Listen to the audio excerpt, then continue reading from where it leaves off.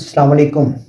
اگر آپ کو بھوک نہیں لگتی، اگر آپ کا معدہ بھرا ہوا رہتا ہے، اگر آپ کو معدے میں جلن ہوتی ہے، اگر آپ کو معدے میں درد ہوتی ہے، اگر آپ کو کانسٹیپیشن رہتی ہے، تو آج ایک ٹوٹکا گھریلو نسخہ آپ کی نظر کروں گا۔ انشاءاللہ آپ آزمائیں گے تو باغ باغ ہو جائیں گے۔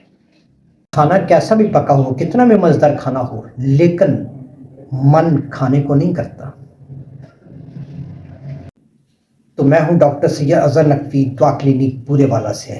میں پچھلے 20 سال سے ہومیوپیتھک کی پریکٹس کرتا ہوں اور ہربلسٹ ہوں، ہربل میڈیسن کے نسخے بھی کرتا ہوں۔ تو آئیے چلتے ہیں اپنے موضوع کی طرف۔ اس سے پہلے کہ میں اپنی بات شروع کروں، آپ سے گزارش ہے کہ میرے چینل کو سبسکرائب کر لیجئے اور بیل آئیکن کو دبا لیجئے تاکہ آنے والی ویڈیوز آپ تک پہنچتی رہیں۔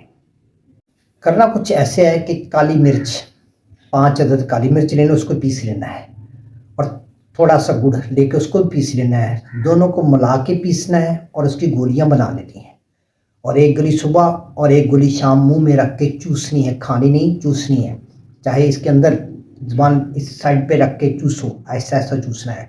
صرف 3 دن میں انشاءاللہ بھوک بھی لگے گی، اور معدے کا بھاری پن اور گیس ٹربل اور کانسٹیپیشن سب ٹھیک ہوگا۔ صرف 3 دن میں آزمائیں اور اس سے فائدہ اٹھائیں۔